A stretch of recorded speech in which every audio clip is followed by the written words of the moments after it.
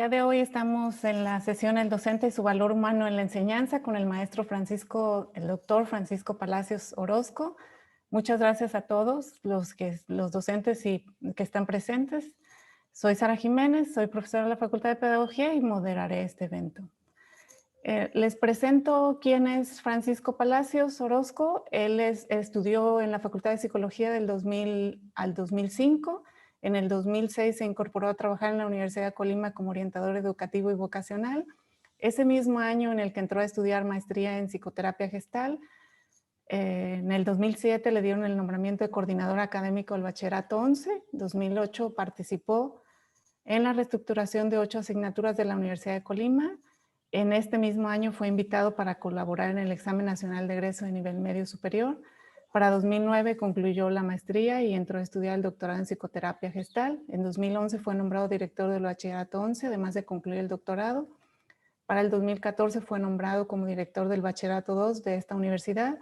Además se reincorporó como orientador educativo y vocacional. En 2007 incorporó el bachillerato 2 al Sistema Nacional de Bachilleratos y concluyó una segunda maestría en psicoterapia. En 2018 concluyó su nombramiento como director del bachillerato 2 y se quedó en la Dirección de Orientación Educativa y Vocacional. Para 2019 entró a trabajar como psicoterapeuta del Departamento Psicológico de esta universidad y actualmente se desenvuelve ahí. Bienvenido Francisco, bienvenidos todos. Escuchamos pues la conferencia del doctor Francisco Palacios. Muchas gracias por la presentación y por estar aquí presentes a todos los que están escuchando y siguiendo esta conferencia. Es un tema, el tema es el docente y su valor humano en la enseñanza. Es un tema que a mí me gusta bastante, puesto que en el transcurso de la conferencia nos vamos a dar cuenta de qué enseñamos, pero también la idea de la propuesta de este trabajo es identificar el cómo enseñamos. La mayoría de las veces tenemos claro qué queremos decir y cómo lo queremos decir, pero no nos damos cuenta muchas veces de las otras formas que enseñamos al estar mostrando en la vida, ¿verdad? Al igual que ya lo mencionó nuestra compañera, la siguiente diapositiva, por favor. Tenemos acuerdos, es tener el micrófono silenciado para evitar estar interfiriendo en el transcurso del desarrollo de la sesión. Anoten sus dudas o preguntas para el final de la presentación. Procuren ser lo más breves posibles en la participación, pues contamos con poco tiempo. Y de repente íbamos a hacer algunos pequeños ejercicios de reflexión. Yo les pido que sean muy honestos consigo mismos, puesto que eso es una herramienta básica para poder identificar y conocernos a nosotros mismos desde la honestidad, ¿verdad? A veces decimos que somos honestos con los demás, pero es necesario serlo con nosotros. Vamos a partir de la palabra clave, que es enseñanza. Es acción y efecto de enseñar. De acuerdo a la Real Academia Española, también es el sistema y método de dar instrucciones. Ejemplo, acción o suceso que sirve de experiencia enseñando o advirtiendo cómo se deben obrar en casos análogos. Y conjunto de conocimientos, principios e ideas que enseñas a alguien. Sin embargo, en la siguiente diapositiva podemos ver cómo muchas veces enseñamos de manera consciente y también enseñamos de manera inconsciente. A veces es más importante lo que enseñamos de manera inconsciente que lo que enseñamos de manera consciente. Entonces, un ejemplo es, yo puedo decir en casa o en el aula que no es correcto gritar, que no es correcto levantar la voz y mucho menos ofender con ella. Sin embargo, en el transcurso de mi día, vamos a imaginar que una de mis hijas o de los integrantes de mi familia hace algo que yo considero inapropiado y empiezo a gritar. Ahí estoy enseñando también. Estoy enseñando que cuando me molesto, se rompen las reglas. Estoy enseñando que en muchas ocasiones va a haber alguien que rompe las reglas. Y ellos aprenden, los integrantes de mi familia o los integrantes del aula también aprenden eso. Entonces yo los invito a que reflexionemos un poco y que nos preguntemos, ¿qué enseño y cómo enseño? ¿Cuántas cosas de manera consciente estoy diciendo, narrando en el transcurso de una clase y cuántas cosas doy a entender una información, cuántas veces, doy a entender una información diferente?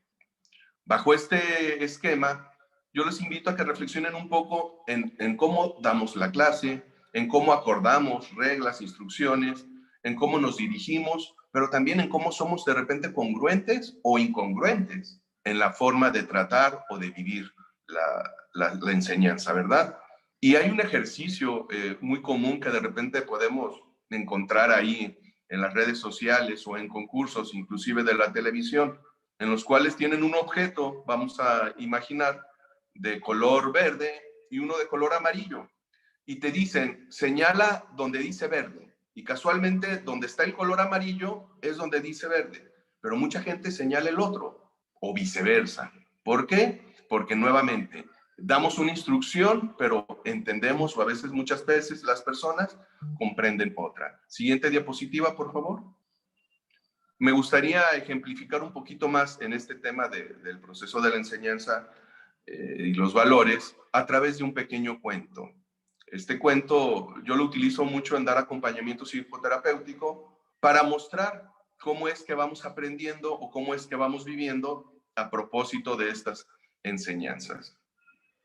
Imaginemos que un día está Carlos tenía o tiene 8 años y está viendo una película que le ayuda a contactar su tristeza. Y al estar viendo la película que contacta con su tristeza, de repente llega mamá y papá. Pues Carlos, al estar triste, estaba llorando. Sin embargo, al estar él llorando y escuchar a mamá y a papá, recordó que en casa le dicen mucho la instrucción de no llorar. Inmediatamente Carlitos se seca las lágrimas y aparenta que todo está bien. Pero es evidente que los papás, al conocer bien a Carlitos, le preguntan. Particularmente la mamá se acerca y le dice, hijo, ¿qué tienes? Veo que estás llorando. Carlitos le contesta, nada, mamá, todo está bien. En este caso, Carlitos sintió miedo al escuchar a los papás y la emoción del miedo genera una respuesta en 3 direcciones. Huida, es decir, escapo para no sentir este miedo, atacar o defenderte porque ya te sientes acorralado y no tienes otra opción, o paralizarte.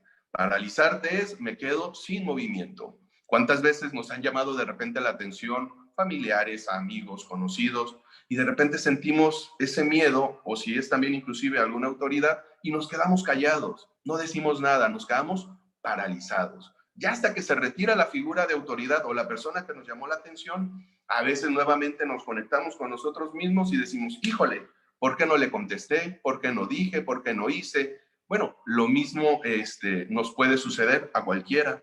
Y en este caso particular de Carlitos, que estaba viendo la película que le generaba tristeza, pues él sintió miedo y huyó a través de la mentira. No, mami, de veras, no tengo nada. Y nuevamente talla sus ojos.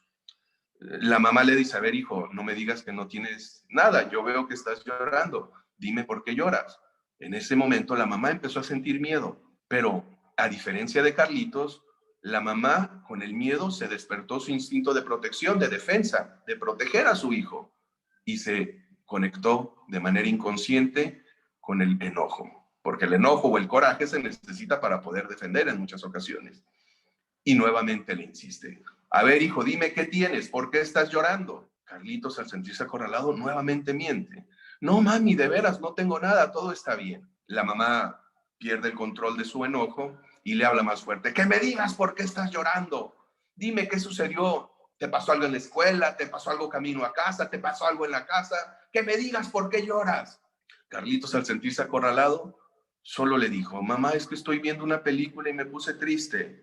Y la mamá, ya molesta, dejó de ver los detalles. Únicamente confrontó de una manera más contundente. Pues no tienes de qué estar triste. Tienes todo en la vida para vivir feliz. Tienes tus juguetes, tienes televisión, tienes videojuegos, tienes todo para ser feliz. No tienes de qué estar triste. Y Carlitos entendió que él no tenía derecho a sentirse triste o vivir su tristeza. Y cada que se ponía triste, escondía su tristeza en ese recipiente que está ahí en la imagen. Y así, cada vez que estaba triste Carlitos, ocultaba en ese recipiente la tristeza. Pasan un par de años, Carlitos ya iba en primero de secundaria, y un día de regreso a casa, empezaron a platicar de temas deportivos, del fútbol, y Carlitos le iba a un equipo que tenía muy mala racha. Entonces le empezaron a hacer burlas a sus compañeros, le empezaron a, pues, a ofender o a ridiculizar por haber leído o irle a un equipo que no iba en unos buenos momentos deportivos. Carlitos llegó a casa muy enojado. Y en casa de Carlitos, cuando la gente está enojada, grita, golpea, hace cosas para liberar, para sacar todo ese coraje. Y entonces Carlitos, pues hizo lo mismo, lo que le enseñaron sus papás de manera inconsciente. Llega a casa, azota la puerta, arroja la mochila al piso, empieza a patear el sillón y la mamá ve la escena. Y entonces la mamá le empieza a reclamar a Carlitos. ¿Pero qué haces, Carlitos? ¿Por qué tratas así esta casa? Carlitos, con un buen argumento desde su mapa, le contesta. Pues es que estoy enojado, mamá. Y la mamá le debata ese argumento diciéndole, pues a mí no me interesa tu enojo, esta casa la respetas. Órale, váyase a su cuarto. Y Carlitos entendió que él no tenía derecho a enojarse. Y cada que se enojaba Carlitos, escondía su enojo en ese mismo recipiente. Y así lo fue llenando de tristezas y de enojos. Pasan nuevamente un par de años. Carlitos ya iba en el último año de la secundaria, en tercero de secundaria, y en el último bloque, una maestra les dijo, vamos a evaluar el tema de la exposición. No me importa el contenido de la exposición, me importan los recursos que utilizan para exponer. Entonces, elijan ustedes el tema. Carlitos eligió un tema que dominaba bien, que conocía bastante bien, prepara su material. Sin embargo, el día de la exposición, Carlitos empezó a sentir mucho miedo. Y ya tenía conectado su equipo y Carlitos se paralizó. Justo como les decía en un inicio del cuento, el miedo lo paralizó. Y pues no pudo conectar ideas, no pudo contactar con el conocimiento hasta que después de que terminó su tiempo de la exposición, él empezó a decir, híjole, ya me acordé, ya sé qué hacer. Justo como algunos estudiantes de repente dicen o les pasa en el momento de hacer el examen. Están contestando el examen y se paralizan. Terminan el examen y recuerdan las respuestas que eran apropiadas. Bueno, pues la maestra le dice a Carlitos, no te preocupes, hijo. Yo sé que eres un buen estudiante, has demostrado que le echas ganas y que te va bien en la escuela. Te voy a ayudar, pero necesito platicar con tus padres, pues para hacerles ver que tuviste un problema y verificar si todo está bien en casa. Los papás acuden con la maestra, las maestras les explica a los papás y los papás, en apariencia, ahí se van conformes, pero llegaron a casa muy molestos. Cuando llega Carlitos a casa, los papás lo empiezan a regañar. Eres un burro, eres un flojo, de nada sirve el esfuerzo que hacemos para darte todo. Carlitos solo contestó para su defensa. Lo que pasa es de que me dio mucho miedo. Preparé todo mi material, de veras, aquí lo tengo, pero al momento de estar parado frente a todos, me dio miedo y no pude hablar. No supe de qué decir. Los papás le dicen, no es cierto. No tienes de qué tener miedo. Tienes tu computadora, tienes libros, te podemos explicar cualquier tema. No es cierto, no tienes de qué tener miedo. Y Carlitos entendió que él no tenía derecho a sentir miedo. Y cada que sentía miedo, lo escondía precisamente en el mismo recipiente. Y así lo fue llenando de tristezas, de miedos, de corajes.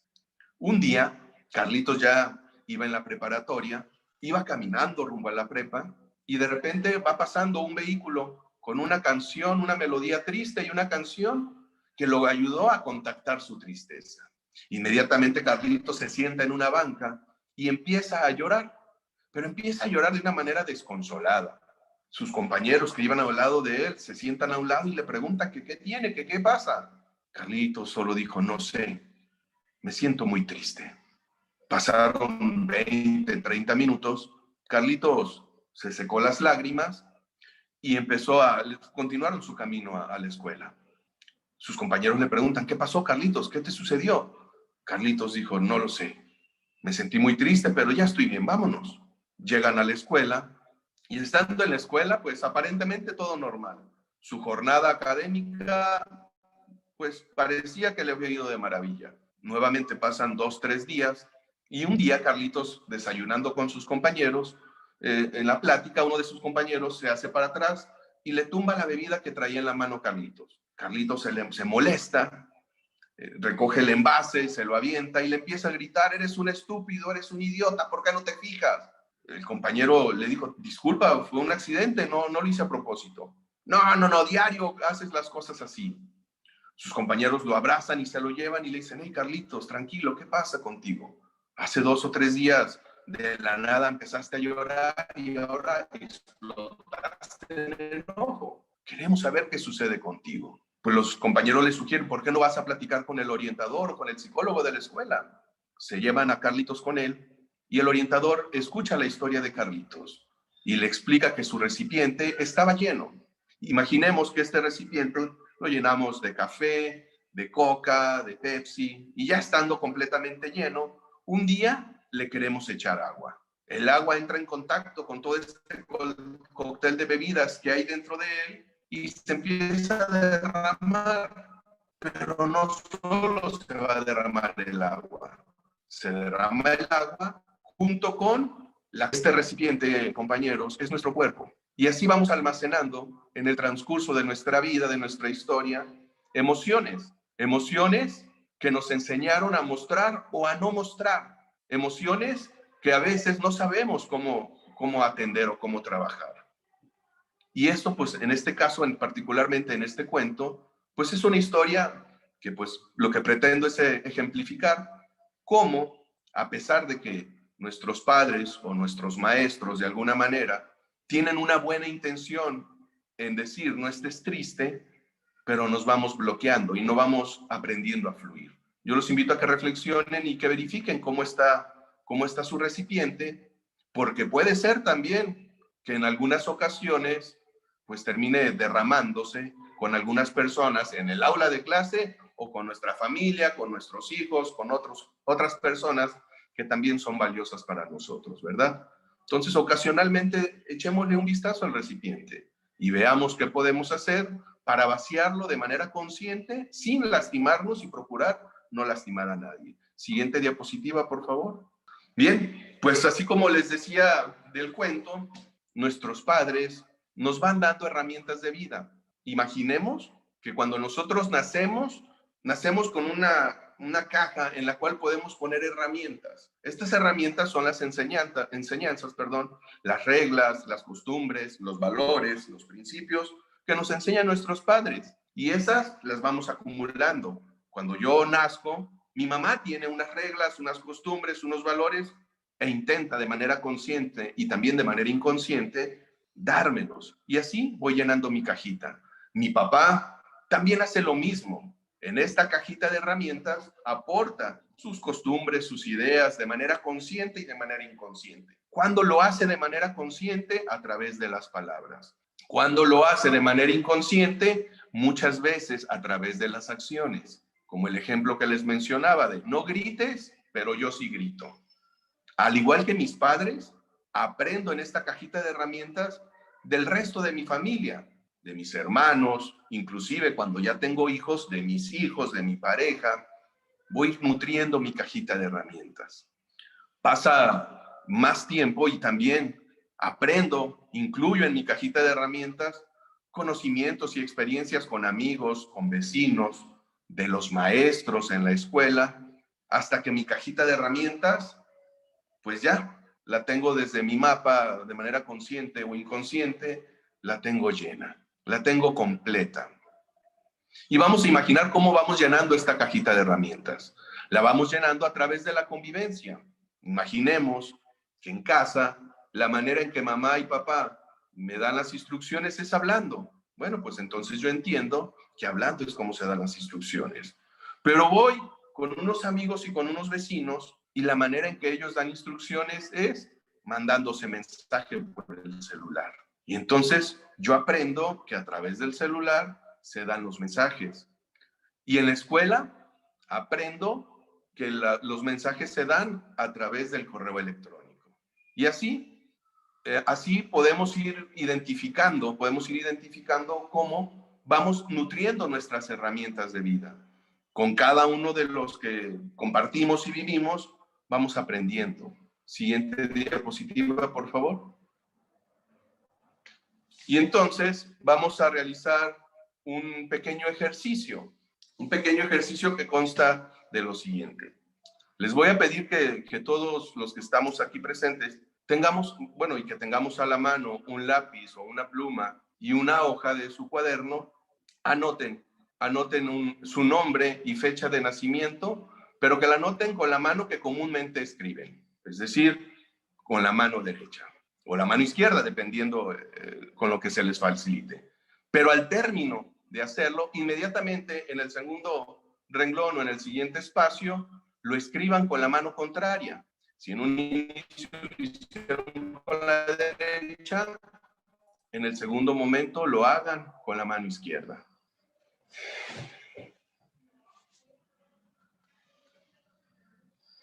Les quiero preguntar, ¿ya lo hicieron con ambas manos? Con la mano derecha y la mano izquierda. ¿Qué pueden notar en el ejercicio? ¿Qué pueden notar en la calidad o en la diferencia de una letra y otra?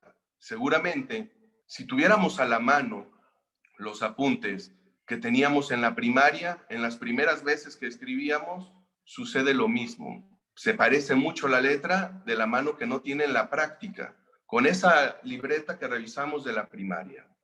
Así sucede también en el transcurso de la enseñanza, o del aprendizaje, o del comportarnos con las personas. Muchas veces logramos identificar qué queremos, cómo queremos enseñar, cómo queremos aprender, cómo queremos acompañar. Sabemos qué, pero a veces no sabemos cómo. Y a veces, dentro de esta parte, las herramientas de vida no nos permiten el mostrarnos cómo queremos y lo que queremos.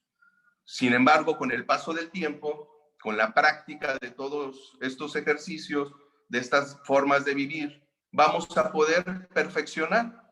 Yo los invito a que hagamos un ejercicio de introspección, una reflexión acerca de cómo estamos enseñando, a propósito de cómo estamos acompañando a los estudiantes y de manera consciente o inconsciente, qué les estamos mostrando.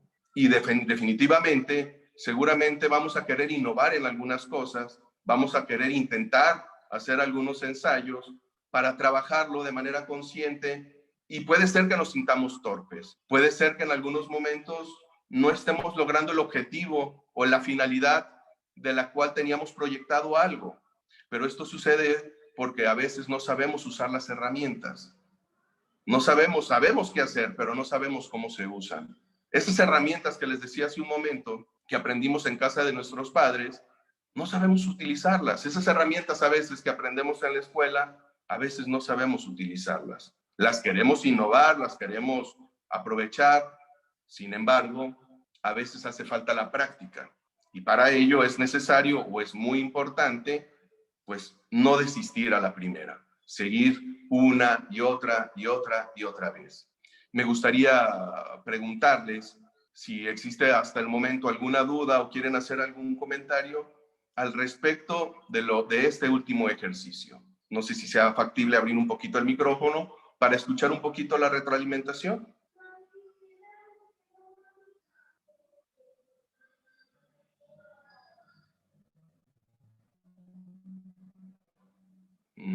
¿No hay nadie que quiera compartir algo? Bien, pues entonces, ahora sí me gustaría abrir el espacio para aclarar dudas o preguntas, comentarios a propósito de esto que les comparto del proceso de enseñanza. Gracias, Francisco. Dice, no pudimos hablar, dice Mayra, porque no tenían acceso a los micrófonos, pero compañeros pueden escribir aquí sus preguntas y tenemos tiempo para que Francisco nos haga favor de contestar algunas de ellas. Aquí es no tenemos preguntas precisamente, no está lo que ustedes nos hicieron favor de escribir. A ver, aquí sí tengo una pregunta, es de Fernando Díaz, para ti, Francisco, y dice, se da acompañamiento a los estudiantes, pero ¿quién da acompañamiento al docente? ¿A dónde puede acudir un docente que ya tiene su termito lleno? El estudiante sabe que el orientador, pero el docente. Esa es una primera pregunta, Francisco, para ti.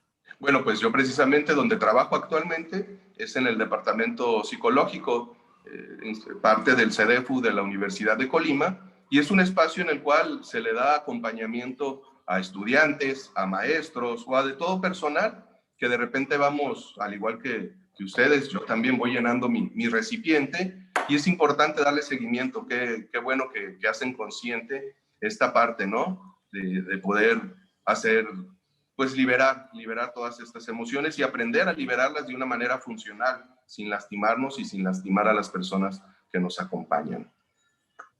¿Algún comentario? Si hubiera alguna reflexión a propósito de los ejercicios o del cuento, algo que hayan reflexionado y que lo quieran compartir. Y tal vez, Francisco, nos puedes dar un ejemplo de lo que, de lo que pueden hacer en tu dependencia para ayudar a los profesores. No sé si sea prudente.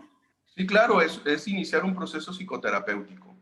Es entender para poder verificar cómo está mi cajita de herramientas o cómo está mi termo, mi recipiente, es necesario entender qué es lo que lo fue llenando. Y precisamente en el proceso psicoterapéutico es donde vamos a conocer nuestra historia, nos vamos a conocer a nosotros mismos para poder reflexionar y para poder trabajar en las maneras que no nos han traído felicidad. Obviamente la mayoría de los seres humanos buscamos la felicidad y es entender cómo validar estas emociones, ¿no? Cómo liberarlas sin hacerme daño. Un ejemplo, a mí me gusta jugar fútbol americano.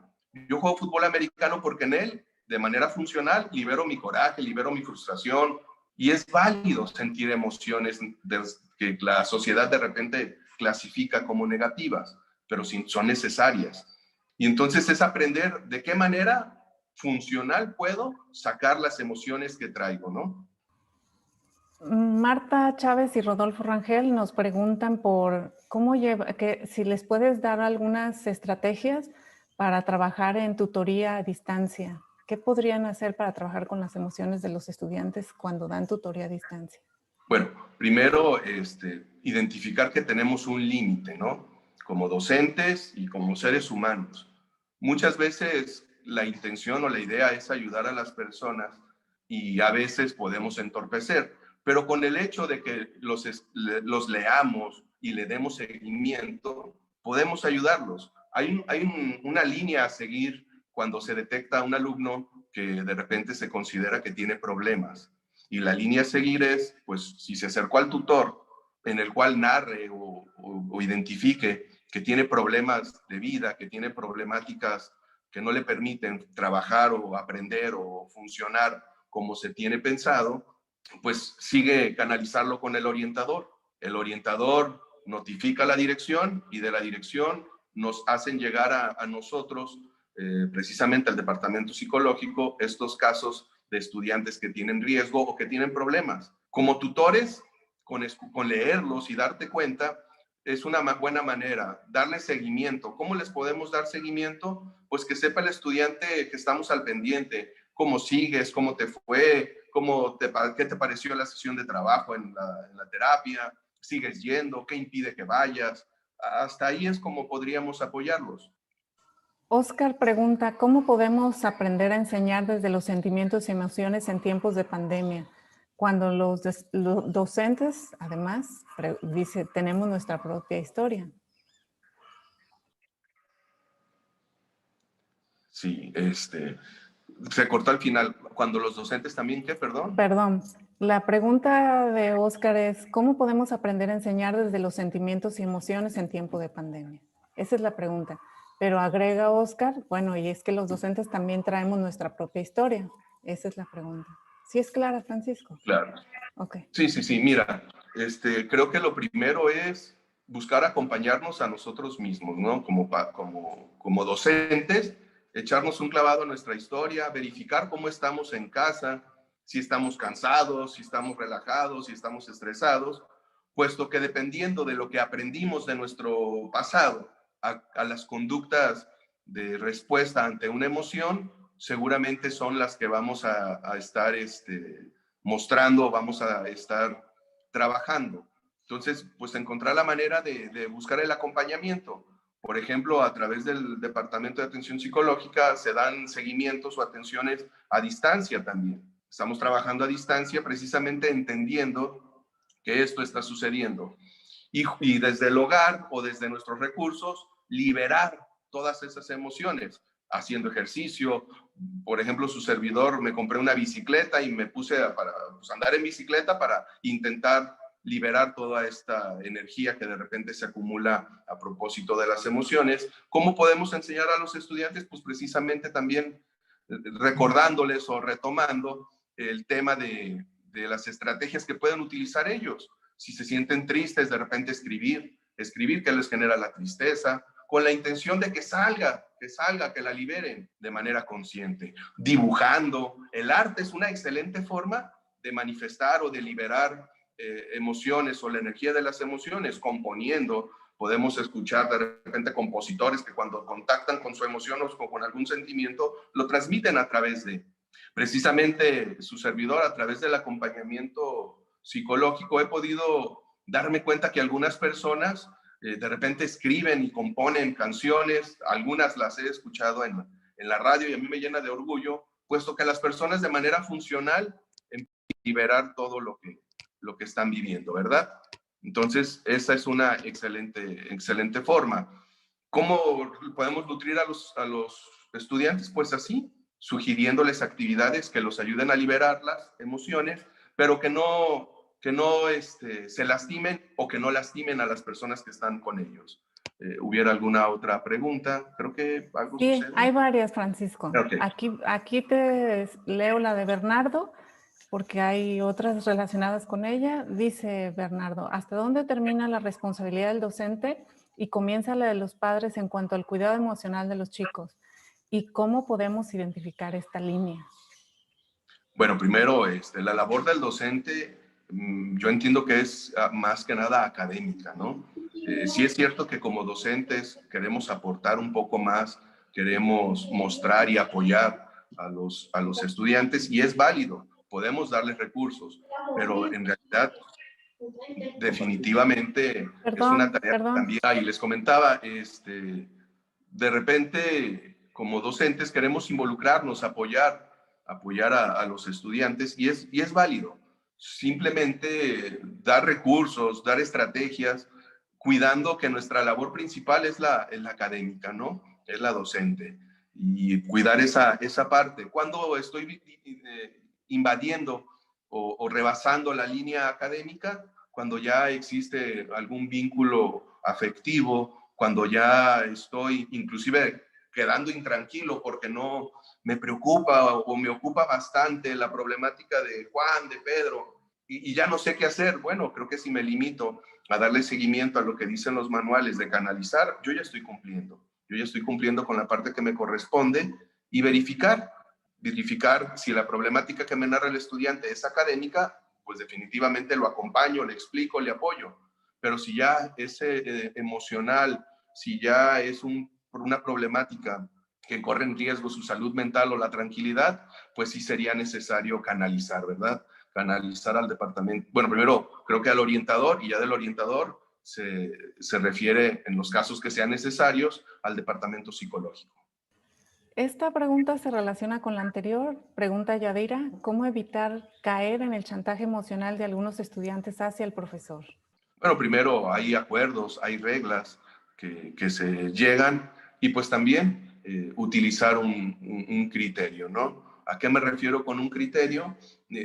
Regularmente cuando no tenemos claras las reglas o cuando no tenemos claros los acuerdos es cuando se violentan, es cuando queremos usar un juego.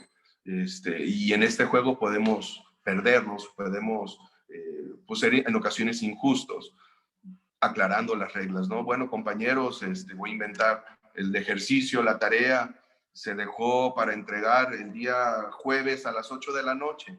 Si no lo entregan el día jueves a las 8 de la noche, va a ir perdiendo valor, va a ir perdiendo, oiga, pero es que fíjese que me pasó. Bueno, pues ya hay un acuerdo, ya hay una regla, ¿no? Ya estaba establecido. Obviamente va a haber situaciones extraordinarias. Se fue al internet y no había manera de entregarlo. Bueno, pues entender que si el trabajo se tenía que entregar por internet y no hay internet, pues no, es algo que lo rebasa y eso se tendría que poner en letras chiquitas o acordarlo en el transcurso del espacio de aclaración de la evaluación. ¿Sí me doy a entender? Adelante. Otra pregunta que te hacen, dice, ¿qué recomiendas hacer cuando se reporta a un docente por parte de los alumnos sobre actitudes agresivas o dañinas en el aula? Híjole, pues yo creo que el docente en estos casos necesita acompañamiento pues emocional, acompañamiento para liberar todas estas emociones. Les decía, de repente podemos tener una excelente formación académica, ser muy buenos o pueden ser muy buenos en el conocimiento teórico, pero en la impartición de ese conocimiento, pues de repente violentamos nuestro propio conocimiento, ¿no?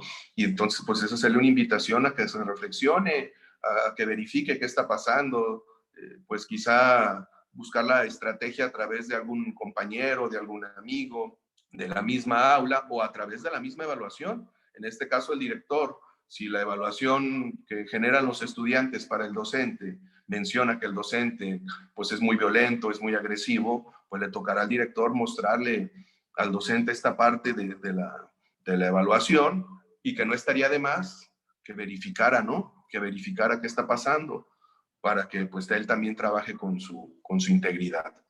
No sé si hubiera alguna otra pregunta. Sí, hay varias. Esta pregunta es compleja. A ver si nos puedes decir algo. Dice, ¿en qué momento el criterio personal o la madurez propia te logra levantar? O sea, a lo mejor hasta dónde puedes trabajar solo y hasta dónde necesitas ayuda. Tal vez a eso se refiere lo que dice aquí. Hay algo que se llama resiliencia. La resiliencia es eso que me permite levantarme ante circunstancias adversas. Definitivamente yo soy de la idea que todos podemos hacerlo. Sin embargo, cuando estamos en un problema, me gusta usar este ejemplo. El ojo no ve al ojo. Es decir, mi ojo no se puede ver a sí mismo. Y entonces necesito un espejo. Ese espejo es lo que sucede alrededor de mí. Si yo digo que vivo feliz y que todo está en armonía, pero veo a mis hijas que no están en armonía, veo a mi esposa que no está en armonía, veo a mis compañeros en la clase o mis estudiantes que no están en armonía cuando están conmigo, quiere decir que algo no está en armonía. Y entonces me tocará reflexionar, identificar qué estoy haciendo para estar fuera de mí, hablar pues en este caso con mi pareja, hablar con los estudiantes y de ser necesario, pues echarme un clavado con el terapeuta sobre mi historia, ¿no? Un clavado me refiero a una introspección. En ese sentido, ¿cuándo? Pues cuando veo que las cosas no reflejan lo que yo digo que estoy viendo, o lo que yo digo, que estoy proyectando. Te pregunta Patricia si las emociones serán la base del aprendizaje. Fíjate que es una interesante pregunta. No sé si sean la base, pero están muy vinculadas con el aprendizaje. Tú eres pedagoga, creo que ahí me puedes acompañar bastante. Pero, por ejemplo, cuando tenemos una emoción intensa, ese aprendizaje se queda grabado. Esa emoción y esa sensación, ese pensamiento, se queda grabado en nosotros. Yo me supongo que tienen bastante que ver, pero hay muchas cosas que están en el proceso del aprendizaje, ¿no? No es nada más las emociones. Puede haber más cosas, inclusive. Fabiola te pregunta si puedes compartir algunas estrategias para trabajar con las emociones básicas. Bien, pues mira, las emociones básicas son tristeza, enojo, miedo, alegría. Hay una que se llama adversión, pero yo la llamo indiferencia y sorpresa. Para trabajar la tristeza, por ejemplo, yo sugiero escribir cuentos, poemas, canciones o dibujar. Es una buena estrategia para liberar la tristeza. Cuando existe enojo, pues yo sugiero deportes que requieran exigencia, fuerza y resistencia, es decir, distancia. Estas ayudan a liberar el enojo, a sacar el coraje. En el tema del miedo, pues el miedo, ya les había dicho, genera 3 respuestas: huir, atacar o paralizarte. No perder de vista cuál es tu objetivo, qué es lo que quieres hacer. Si mi objetivo es cruzar la calle y hay un perro bravo que pues, me pone en riesgo, pues me tocará identificar qué necesito de mí para enfrentar esta situación. Huir, paralizarme o atacar. Y atacar no necesariamente es ponerme a pelear con el perro. Pues una manera de contraatacar, el poder salir pues puede ser cruzar con un vehículo. Me subo al carro y paso, ¿no? Entonces, la manera de trabajar el miedo es identificando qué emoción llega a ti y de manera funcional, cuál es tu proyecto. La felicidad. Pues la felicidad es identificar qué te hace feliz y cómo puedes hacer para contactar con ella. Un ejemplo, me tocó platicar con varios estudiantes y yo les preguntaba que qué hacían los fines de semana, que si les gustaba ser felices. Ellos me decían que sí.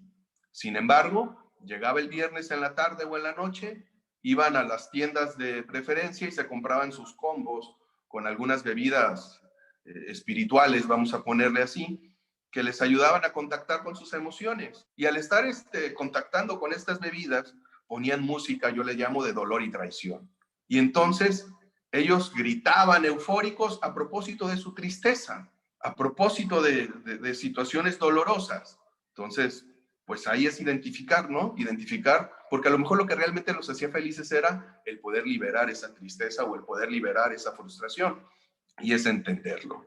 La indiferencia es una emoción que nos sirve, yo le llamo para desconectarnos, que es la adversión, ni frío ni calor, ni me gusta ni no me gusta, para desconectarnos de situaciones que de repente no logro entender o no las quiero entender. Un ejemplo, si yo tengo a mi mascota y la acaban de atropellar, yo necesito, y estoy en esta conferencia, yo necesito ser indiferente con el dolor de mi mascota y poderme concentrar en esta conferencia. Y entonces, a veces así nos vamos desconectando del contexto social y de cómo podemos hacerlo consciente, pues revisando, verificando de qué estamos siendo insensibles. Y por último, bueno, la sorpresa es una emoción muy pasajera que únicamente la función que tiene es darme toda esa energía para enfrentar la situación, ya sea sorpresa agradable o sorpresa desagradable, ¿verdad?